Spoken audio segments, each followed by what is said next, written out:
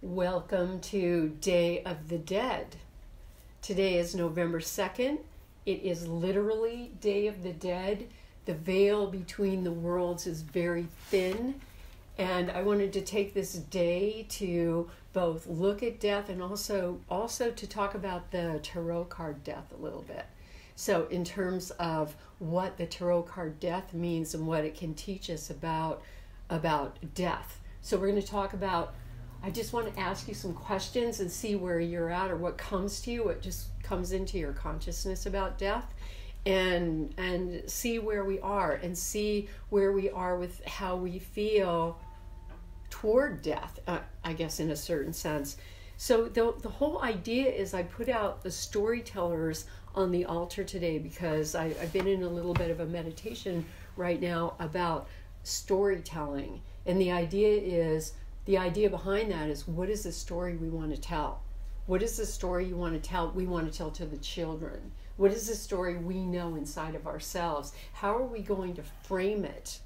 What kind of narrative are we going to wrap around this idea of death? That's a central question, right? In all the different religions and all the different traditions, looking at, well, what is the meaning of this thing we call death? The thing we call death. And we have a kind of a shared idea about that word death, but not necessarily about what it means or what happens or whatever. So we've been talking already about who we're honoring today because we set up our big altar, and on the altar we brought people, we brought grandparents, we brought friends, we brought dogs and cats and ancestors and those we really care about. And I like what Christine said earlier, that maybe we don't have to put anybody on the altar because maybe everybody's just with us still right now and always has been.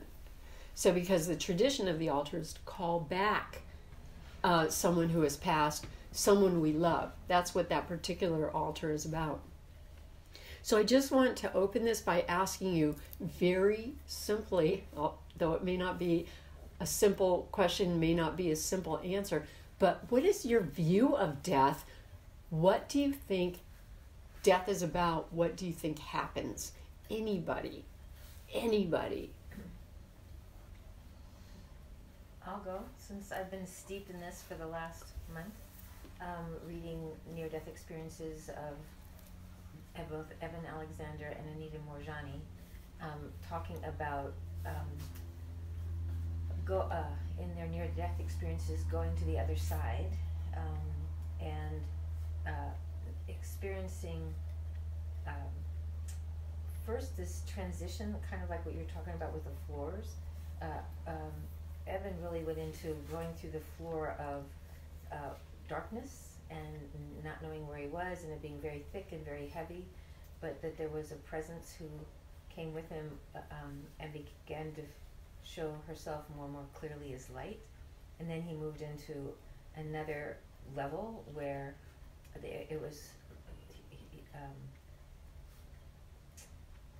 there were structures and beautiful things, and that every question he had as he was going, an immediate answer just showed up and he knew the answer. And then this light turned into this beautiful woman form that was dressed in clothing, and then leading him even further up, she became more angelic. And as he kept going, he described coming into this immense experience of unconditional love and majesty, and the sounds were like phenomenal to him, and the sound that he kept hearing was something along the lines of "Aum," and he was just in complete bliss. And Anita Morjani didn't go into those levels of description, but did go into, she came into knowing that they both said it is just a place of incredible unity. It is just divine. It is all divine. There's no judgment. There's no separation. It's just all love. and this incredible peacefulness, and that, again, any question, the answer just came. And when Anita asked, why did I develop this cancer when I was being so careful, that her whole life was shown to her from the bullying she received early on as a young girl, being a Indian from India student in this very elite British school in Hong Kong, and was bullied because she was so different by the other children, and she basically went into contraction, constriction, self-doubt, self-hate, feeling like she'd never fit in, and that her illness was the result of her not loving herself. And what she came back with is to love ourselves unconditionally, and to live a fearless life, and to focus on what we love. So those are just two very beautiful experiences that I've had in the last month, walking through their near-death experiences and listening to them over and over again. So I'm trying to steep it into my cellular structure. So death is an experience and a teacher of unconditional love. Yes. For one thing, unconditional love. Right. And unity. In unity. That we are all one. Mm-hmm. And there is no judgment. And no judgment. Even if you've been a horrible criminal on this side, you are in love and no judgment on the other side. Anybody else have a sense of death, or a view of death, or what death might be?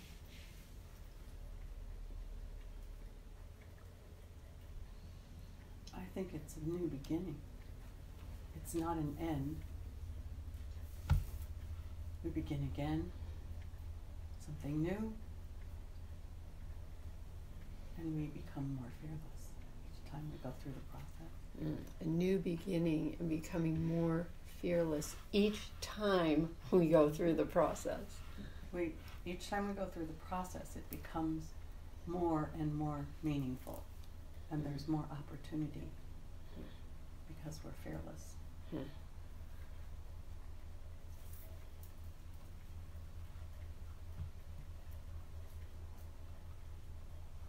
Think of compost. Compost. Yeah. Yeah, kind of one thing ends but something else starts, kind of get reabsorbed and emerge in another form. Mm-hmm. I think I sort of look forward to it in a way because I expect it, because I've heard all these near-death experience and expect it to be a lovely experience. And I'm not sure exactly how it happens after. Don't really need to know, other than it's going to be kind of nice. The only hard part about it is who you leave behind. But if you're not separate, You you can- never leave anything Right, behind. that's true.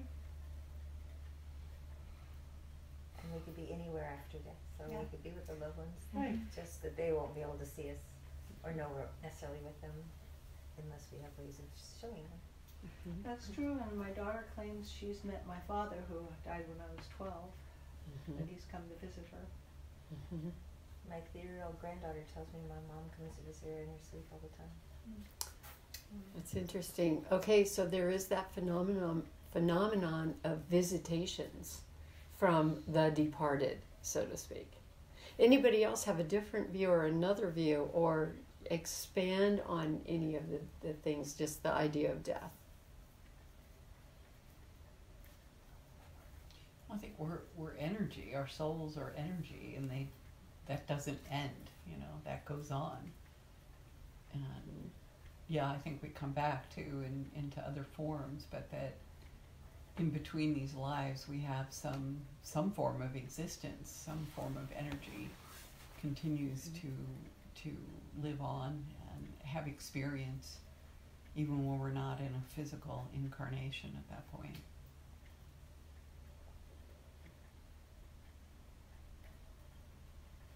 I see it sort of as a state change. Like water goes from water to steam, it's still water, Right. but it's just in a different form. Yeah. But I do have this fantasy that death is kind of like the theater. You know, it's like you take your final bow, and then there are people in the wings who are there to like help you off the stage and go, "You were amazing." Oh, I'm glad you're saying you are amazing. I imagine the people off in the wings with the hook. You know? No, they're supporting us. Exactly. Yay. There's no judgment, and it's all love and kind of a sense of adventure. Like, how was that? What did you learn? What did you experience? Was it like, you know, like when you get off a roller coaster and everyone's like, "Oh my God," and you talk about your experience, and everybody just sort of goes, you know, "Now what do we do? Now what are we going to do next? What show are we going to put on next?" Yeah. Wow, the theater. I like that one. Yeah, that just reminds me that it all does seem very dreamlike at times, doesn't it? I mean, just life itself seems like a dream. And sometimes I wonder, I pinch myself and I say, who's dreaming this dream? Because there are so many synchronicities and things that really couldn't be, and yet they are.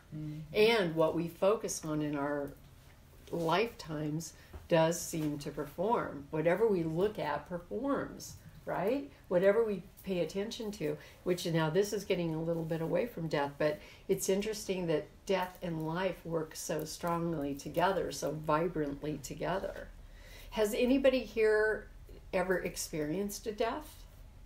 Have you had an experience of dying?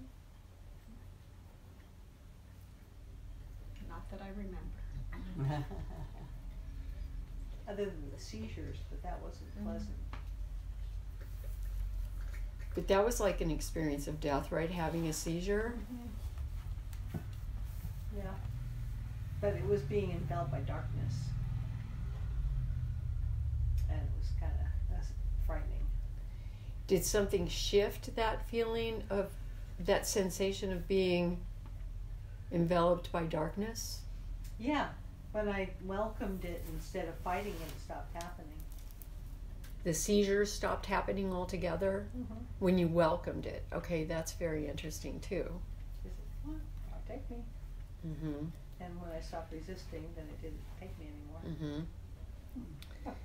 I had an experience of death myself when I was a kid, probably about 8 years old, that I was in some grass, and I was laying in some grass that was probably about 4 feet tall or something, and I had this little area that I had trampled down, and all I could see was the grass and the sky, and all of a sudden I felt my entire body disintegrate, and it was like a supernova. It's the only way I can express it, and it was a very positive, powerful, immense experience where it just shot out in every direction. My body, everything just shot out, and I knew when I came back to my senses, I knew it was an experience of my death.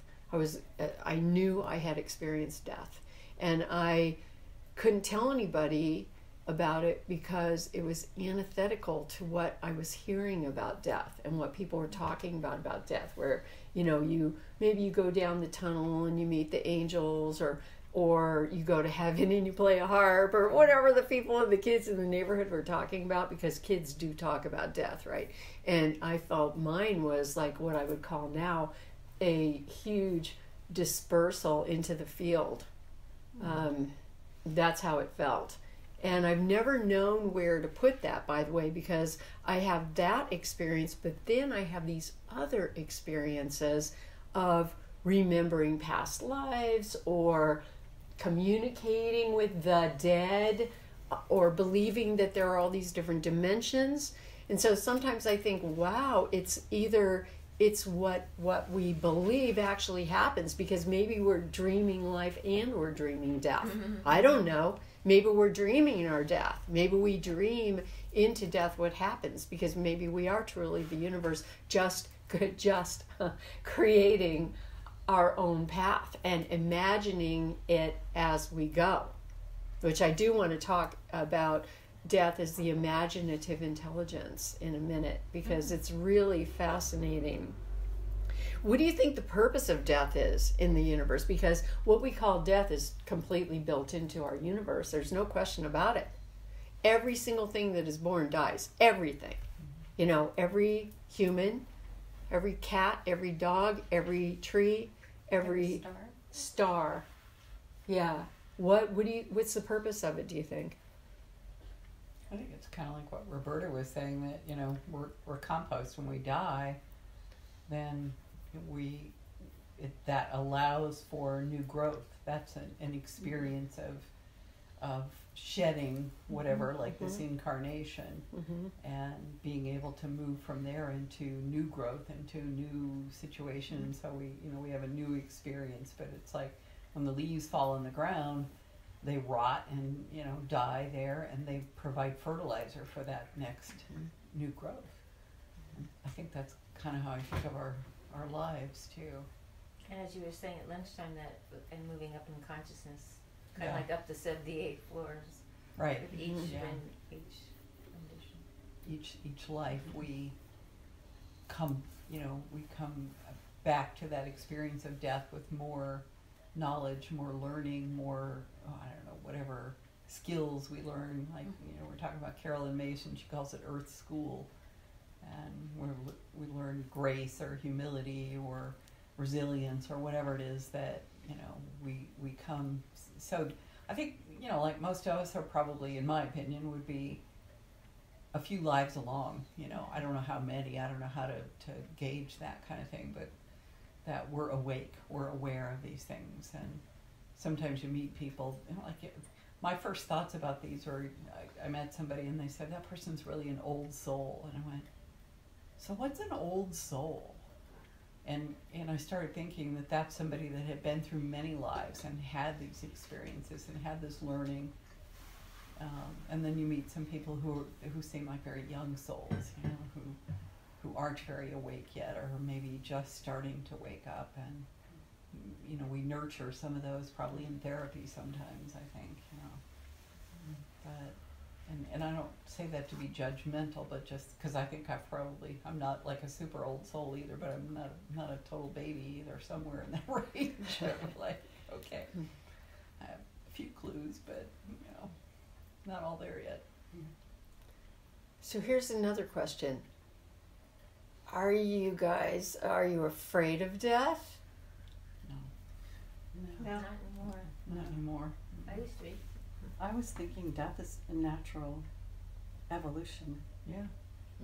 And that's the only way the universe can actually grow and expand.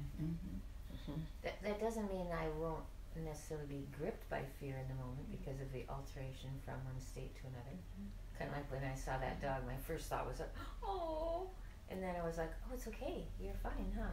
So when you saw a dead dog. Right. Yeah. And before the little dog spirit showed up to say I'm fine, my human emotion was sadness or loss, which I think I would imagine I'd feel if I were dying. It would be the sadness and loss of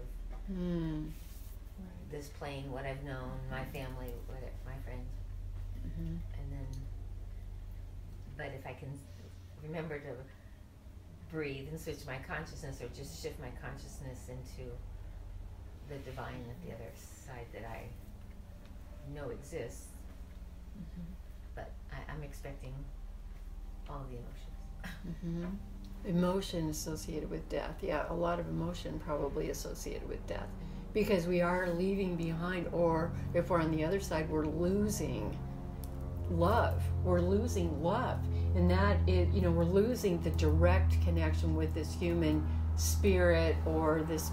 Well, we're losing form. I don't think we're losing the love. Form. We're losing the form. Just losing the form. We're losing the form of it.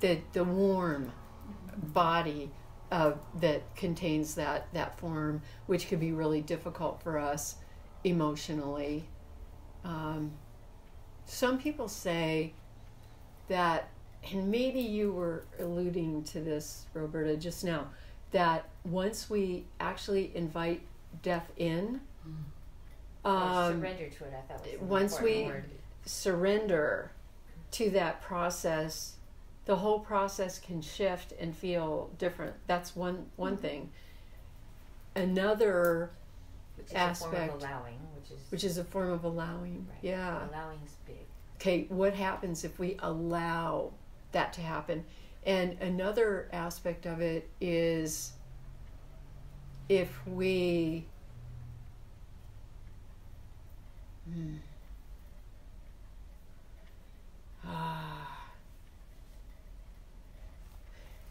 I'm not sure how to say this, I can't find the words, but I'm thinking of something like seizing death in a way, like in some shamanic realms they talk about the idea of just, it's basically seizing life, I think, and then if death comes in the middle of it, it's good, like it's a good day to die. But it's about seizing life. And seizing life, like in the tarot, they talk about, or I should say we, because I'm part of it, talk about the idea of seizing life like a cat would seize life, like a member of the cat family, a lion, like a lion seizes life, or seizing life like a rattlesnake seizes life. Both of those are related to the tarot card of strength or of lust, of the energy and power of health, and like just completely going after life with all our force. With that's the coiled force that exists within us. It's ready to jump, ready to leap, ready to pounce. And if we're seizing life that way, then let death come.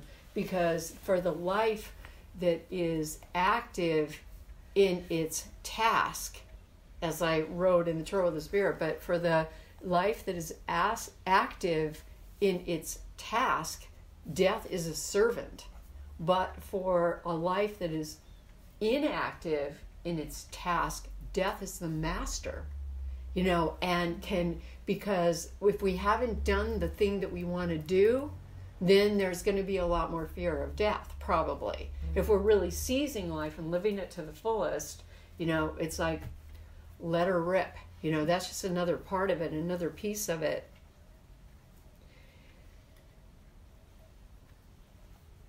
Yeah. In fact, I had a dream in preparation for today. I didn't realize it was connected, but I had my dog. This is the dog. I put a picture of him on the altar today, my dog Skipper. And I had my cat, Angel, who I have right now. And I was out with them walking in the street, and a lynx came after them, like a bobcat, but seemed really big, almost as big as the dog. So the lynx was after them, and the lynx grabbed the dog, and the dog got away. And then the lynx went after the cat and grabbed the cat and got the cat in a death grip around the neck. You know how cats go for the neck, right? And then you think once they got the neck, that's it, because they'll snap it. And I went after that lynx, and I pried the jaws open. And as I pried the jaws off of Angel the cat, I woke up. As soon as I opened the jaws, I woke up. So I didn't know if she survived or not in my dream, because I didn't know if it was too late or not. So I didn't get the end. But I had the feeling of not today. Not today. You are not coming here today. You don't get Angel today. Not today. So, and sometimes death appears almost like a, back to the theater, sometimes death appears like a character and calls, very cajoling, will call to people, and talk to them and to try to get people to leave the planet.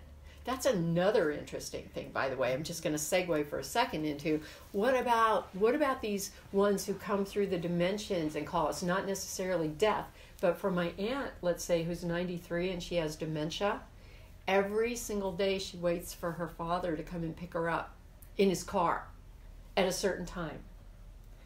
And this is my mother's sister. My mom is the one who painted the tarot deck. And my mom is 90, and she told me that the same guy, her dad, their common dad, and her mother have come twice to pick her up. Pick your mom up or pick my mom up. Same people. They've come twice to get her, and each time she said, no, I'm not ready. I'm not going. But my aunt's like, yeah, Dad, where are you? Dad, every day, Dad. And I remember him, that's my grandfather, when he was really old, he waited for his brother every day, his little brother. And every day he had to leave the door unlocked before he went to bed to make sure Dickie, his little brother, could get in, because he was coming to visit and he was coming to get him. So this happens all the time, right? You guys know people this has happened to. What is going on? What is going on? With my grandmother, I can remember that there were these little girls playing, and they kept trying to get her to come with them through the wall. Like, come on, we're going to go play jump rope. Come on, let's go play. And she would say, no, thank you, not today. But I mean, it was really clear what was going on. So all of that stuff happens with death too. So death, it is very mysterious. It is very mysterious. And this is the time of year, once a year, that we can, in a certain sense, make friends with death, understand death, visit with those who have departed, call them back with the altar. And I wanted to talk for a minute about death in Tarot of the Spirit. So this is out of Kabbalah in Tarot of the Spirit, the book Kabbalah and Tarot of the Spirit. A few things about death that seemed important that I wanted to mention. Let's find death in Tarot of the Spirit. That's what I'm doing right now. Here we go. Okay, from a Kabbalistic perspective, death is, this is the way it's taught in the Western mystery tradition. The idea is you are, for one thing, death is transformation. So it starts there. Death is transformation. And what we need to do to enter into this transformation is give up all we thought was true. The things that we think are true, to let them go, because we're on a path toward enlightenment where we have to die to ourselves in order to be born. We have to die to what we believe is in order to be born in the deepest and truest way. The esoteric title of death is called Child of the Great Transformers. And death is part of the great transformation of the cosmos. The great transformers are all the methods, processes, and intelligences by which the cosmos evolves. That's what's taught in the Western mystery tradition, like you were saying. In the element of fire, if we break it down into the 4 elements, in the element of fire, death is the empowering force. It is the spark. It's the power of spirit. It's immortality. It is courage, glory, eternity, and forever. All of that represented by the spark of life, the spark that continues, the eternal spark of the cosmos. In water, okay, so now here's where we get into emotion, because water is equated with emotion.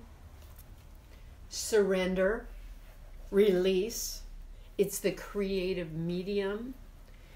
It's all about life after life and life after death, eternal creation and eternal resurrection from the medium, within the medium.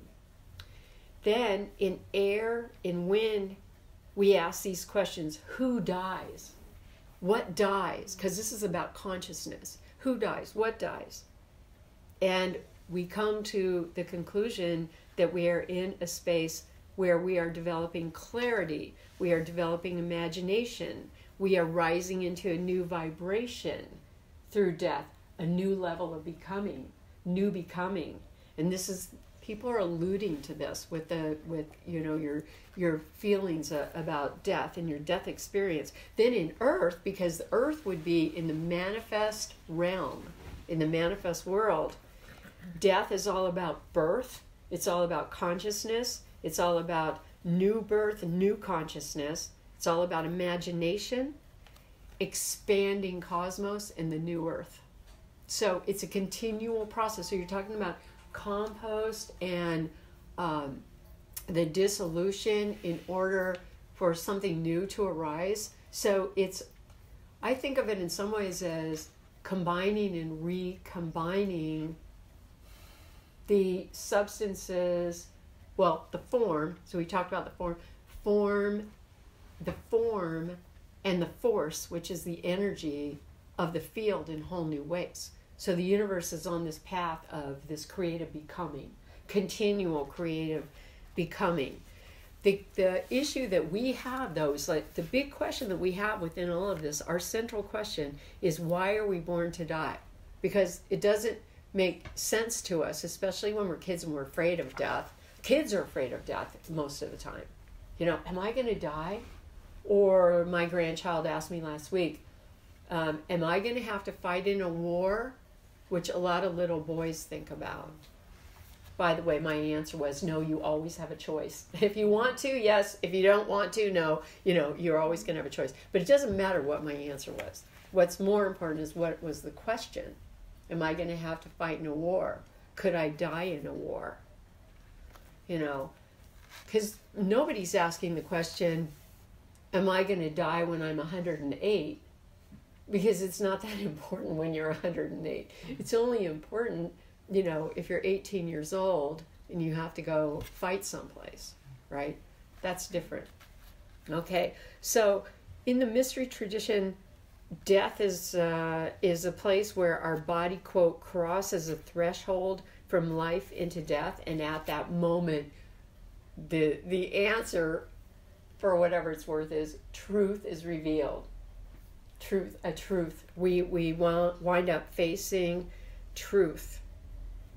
A lot of times people can experience this or do experience this when they have near-death experiences. And then we're learning from people who've had near-death experiences, or we've had near-death experiences. Or we can also approach that or approximate it through meditation, different types of meditations, which take us to a place of some kind of maybe sensory deprivation, where we will have we will have revelations that will come to us about life and death. But we know there's no question that life and death exist alongside each other, and they contain each other in a dynamic, continuously changing, inextricably interconnected relationship. Death is built in. There is no life without death. And death, we realize, is absolutely required for the creation of life. We've seen a lot of fires, for example, in California. They're burning right now. And we know that in fires, the redwood trees, that's when the redwood trees go to seed. They have to have fire to go to seed, right? That's what happens. And I've also heard stories about the animals of the forest. After there's a fire, they birth twins, which they normally don't do. Like deer will have twins, and it's repopulating the forest. So life and death, the great mystery is life and death are actually a single process, just like a candle burning down that gives light. It's both are happening at once. The candle's burning down, but it's giving light in one single process. The process of change, which is inherent in death, is in a lot of ways connected to the power of attraction. And this is an interesting one, because the power of attraction creates a vortex, or it can create a vortex where change can occur. So, for example, conception, I'm talking about like conception of a child or something like that. It's not possible without death. There's an attraction, there is a change which involves the death of the things that are being brought together, the elements or the components, like the egg and the sperm being brought together. They irretrievably change into something else. So there's a death contained in this new birth. In death, matter changes form, molecules die, but the atoms comprising the molecules don't necessarily die. That's why it's important. Well, I'm just going to make this statement. I think it might be important how we think of what we're going to do with a body after death, because that body is going to disintegrate in some way, and it will become part of whatever is surrounding it. Literally, I'm just talking from a literal point of view. If we're not even thinking about a soul or something like that, if we're just thinking about what happens to a physical body. They say that in the realm, that's the realm of earth, and they say that in the realm of air or the realm of consciousness, individual consciousness meets with universal consciousness. And this is what people are talking about earlier. In death, we grow large, really large. In meeting with the field, we grow large. And there we go back to the dark crystal. Oh, the master could be anywhere. Anywhere at any time.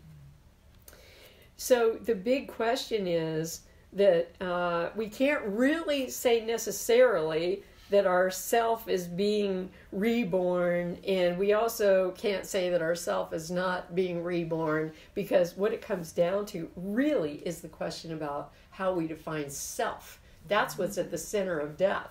Like, what is the self anyway? What is the self? How do we define it? Who are we really?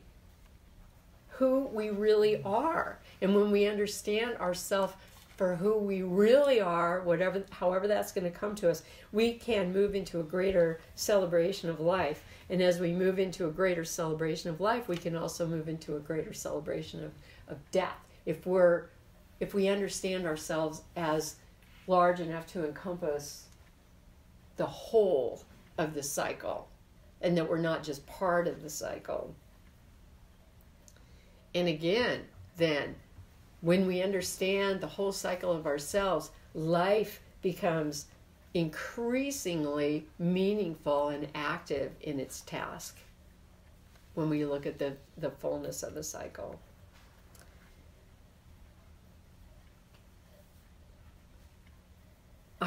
There's this part of me that wants to say, who do you think the self is? I want to put it out there. Like, what is the self anyway? Is anybody getting anything that you want to throw in? It's kind of like it's like a crystal, and the light shines through and reflects this particular form that is taken. And so how the light is expressed depends upon the form that we're in. And we're all different, like snowflakes. How about like a prism? Prism, yeah. Like a prism. Okay, that's Prism. good. Yeah. That's good. Anybody else? I was thinking it's a culmination of the entire gene pool that created you. And then you're just like the middle of the rope of everything. Like right now, okay, then what happens next? So then you become the history of the gene pool as it keeps going. So one of the things I keep referring back to is the concept that the idea of linear is our egoic brains. It's not an expanded consciousness where everything happens at the same time. So that's another whole interesting thing, because if we're saying a gene pool, like it's this linear gene pool versus it's... But the gene pool's not linear if you've ever had your genes, if you've ever done a DNA test. The gene pool is like an expanding balloon. Okay, so we have... Yeah. So it actually brings in the idea of, okay, so what is the self? And then, what is time? Right. Because time is going to be an issue.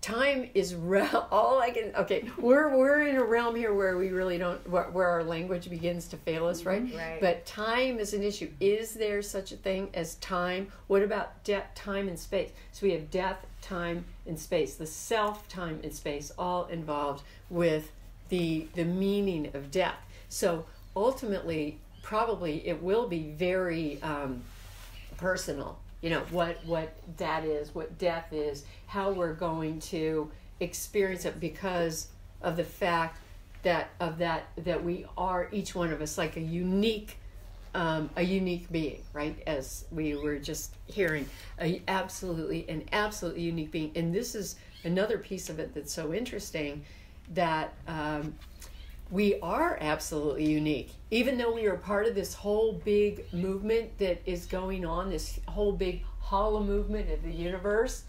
And in the same moment, every single form in this universe is original.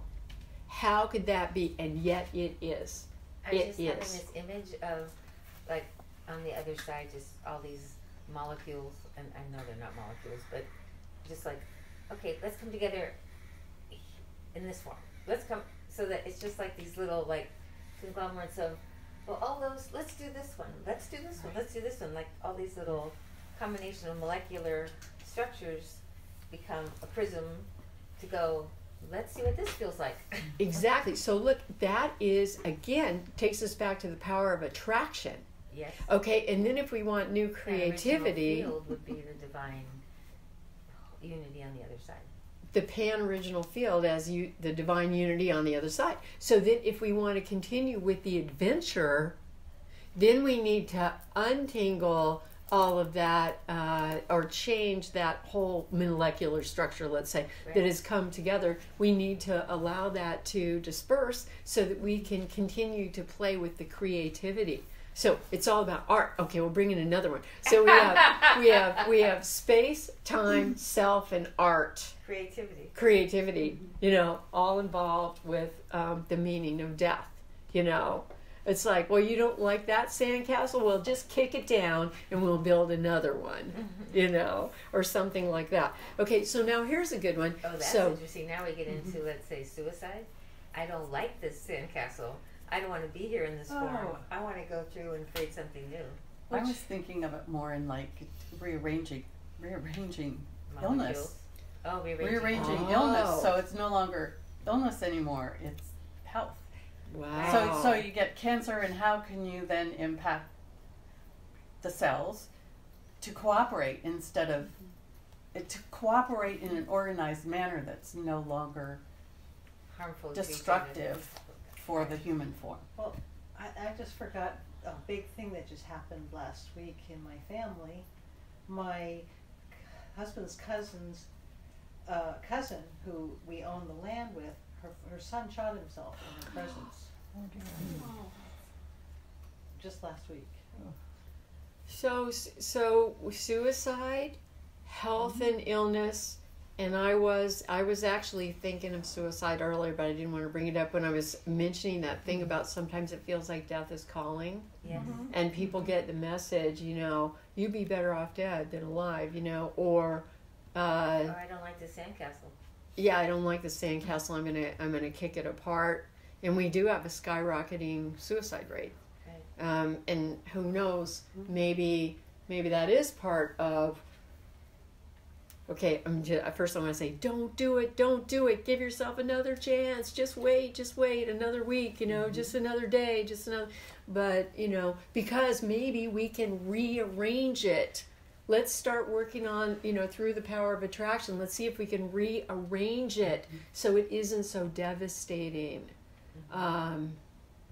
Because maybe if we have a different view of death, we can have a different view of life, and maybe that's going to bring us a different philosophy to live by, which is what we're all working on. What is our philosophy to live by? Okay, so let's just go back to the tree of life. So on the tree of life pattern, where does death fit? And this is extremely interesting to me. Really? Death fits between, you know, it's a path that connects the numbers 7, the 7s, with the 6s. Sphere 7 with sphere 6. Okay, what do you remember about sphere 7?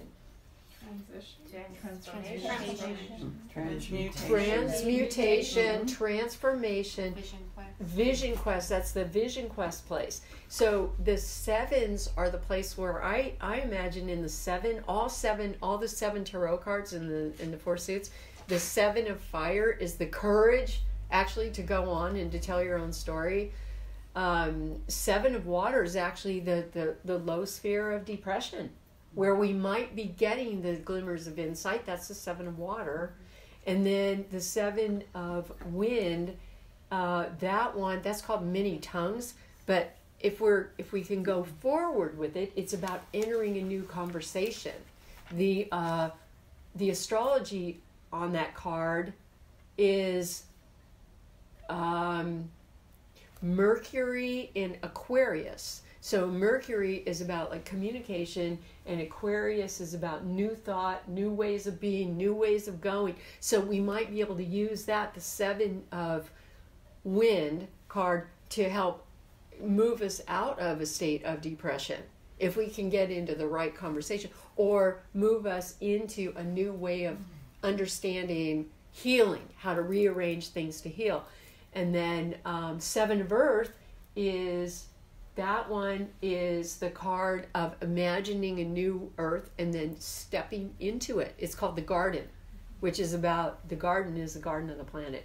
Imagining a new planet and stepping into it. Okay, so death moves out of that space into the 6s, and the 6s are all about balance, synergy, truth, harmony, beauty, right? Okay, so the 6 of fire is about making your offering into the world. It's called glory, but it's about making your offering, the glory of doing what you came to do. You know, make your offering.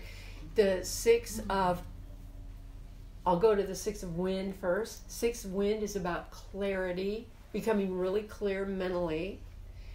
The 6 of earth is about beauty, living the beauty way, beauty before me, behind me, all around me, above me, below me, all around me, and inside me, which they say when we live the beauty way, the idea is that we could be terminally ill and still be absolutely healthy when we're living the right way. But I left the 6 of water out, and interestingly, the 6 of water is called faith.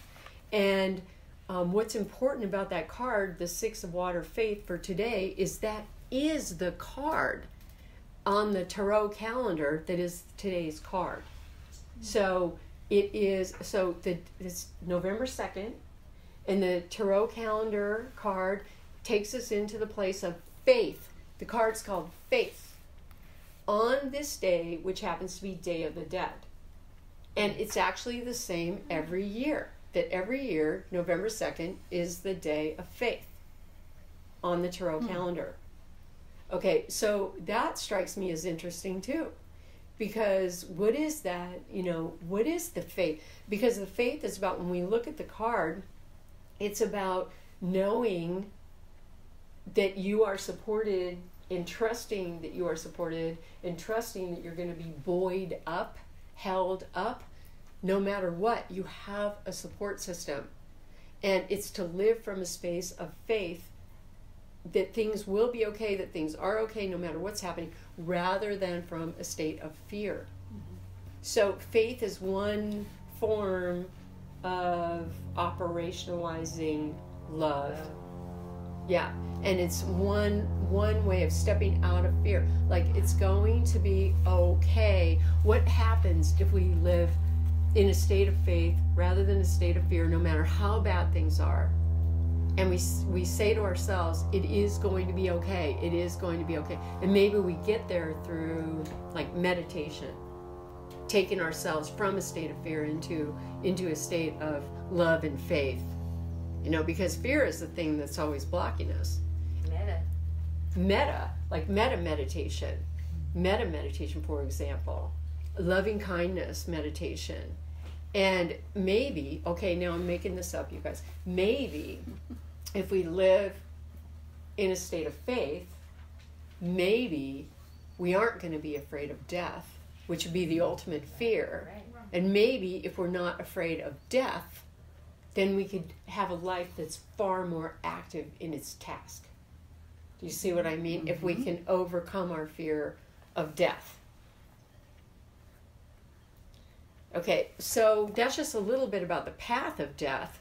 And I think, again, it's really, really interesting that it's associated with the 6 of water, because we really want to live from that space of the 6s. Okay, the Hebrew letter for death is called Nun, N-U-N.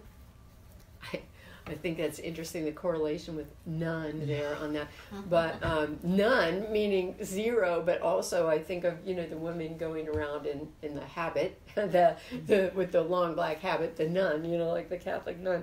But in this case, actually, the letter means fish, and I don't know if Catholic nun is related to fish, but it means fish in the ancient language. But guess what else it means? Well, first of all, I want to say fish is a symbol for regeneration. That's what it means. But look, why? Because fish is also a symbol for sperm, and it also means, Nun also means womb. So it means both fish and womb. And yet fish, and then slash sperm, and womb. Whoa. And so, like in ancient Greece, the word Delphos, which is a similar word, means both fish, especially dolphin, and womb. Okay? So, what this adds up to is the concept of regeneration. So, all of it's involved in both the release, the coming together, and then the changing form of what has been and the creation of something new. And so death is centrally involved with all of that, with the Hebrew letter representing it being Nun, N-U-N. And what's that shape like?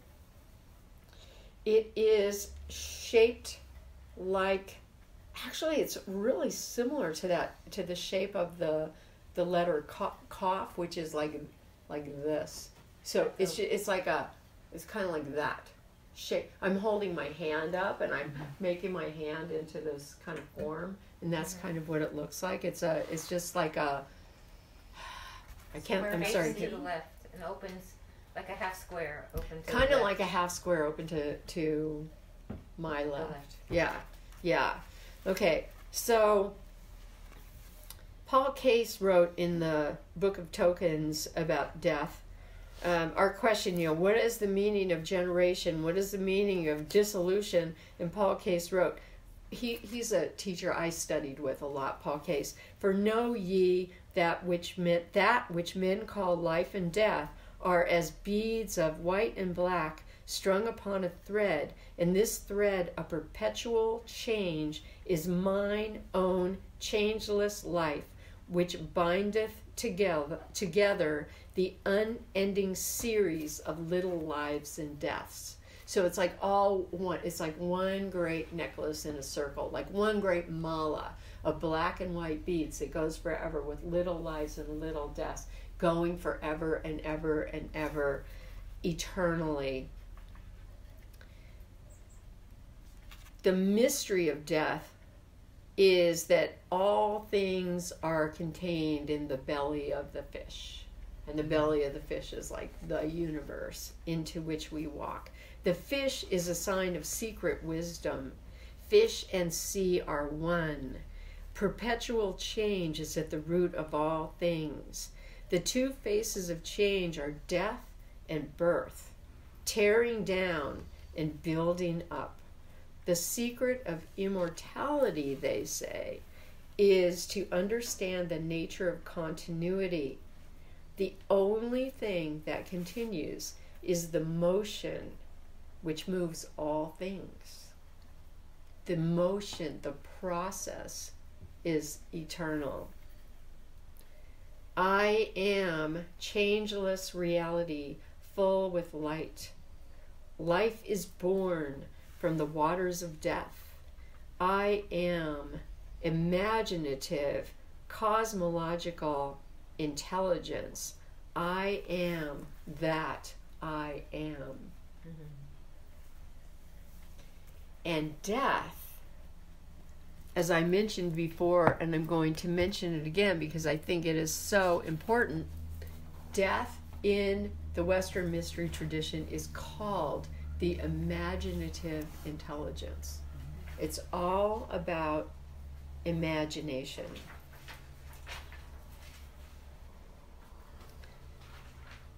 And so now, on Day of the Dead, what we do, or the ancient tradition, the ancient ritual, is to honor the dead and call in the dead however we believe in it, and ask the dead to join us for 3 days, or maybe 1 day, 1 to 3 days.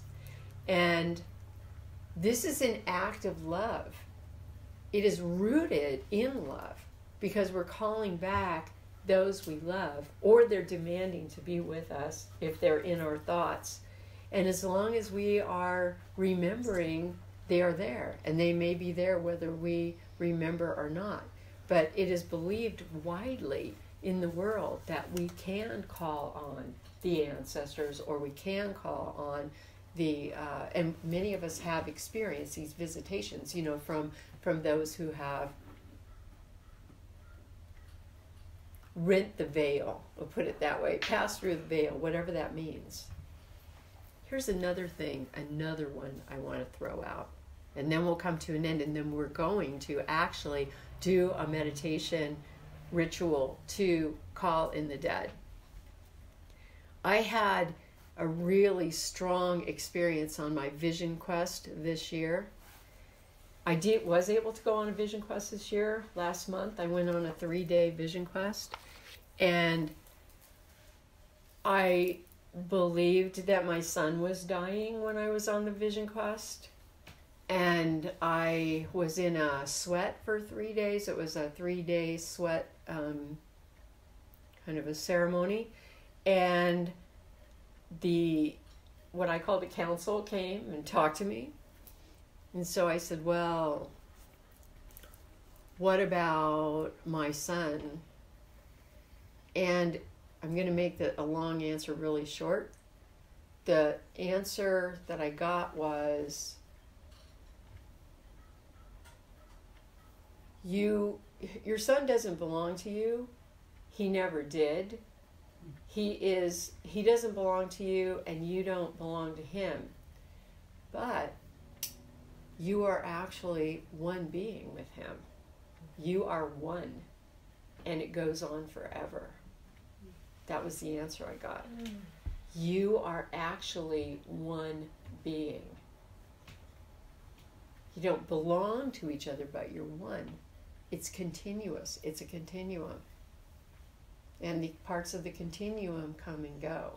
So I had a lot of revelations also about death in that moment. And I was freed. It's hard to explain it, actually how that came, but I was freed in that moment from the thought that I was going to lose him, because he's part of me and I'm him. That's it. So no one's really going anywhere. That was the answer I got. Then when I came out, after believing that he was dying for the last year, that's when I found out that he is, it looks like he is not going to die from his illness. So I get to keep him longer, but in some ways, the release is okay.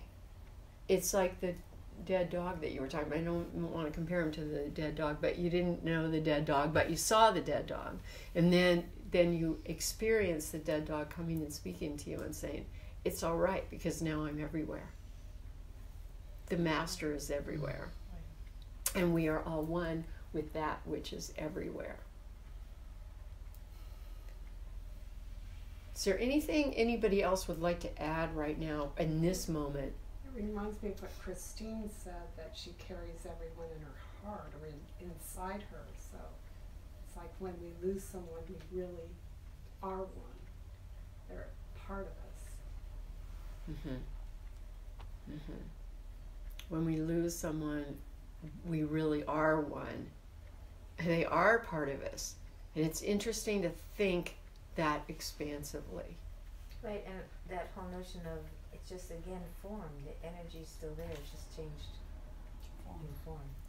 So the energy's still there. Yeah. It just changes form, maybe like the water into the steam.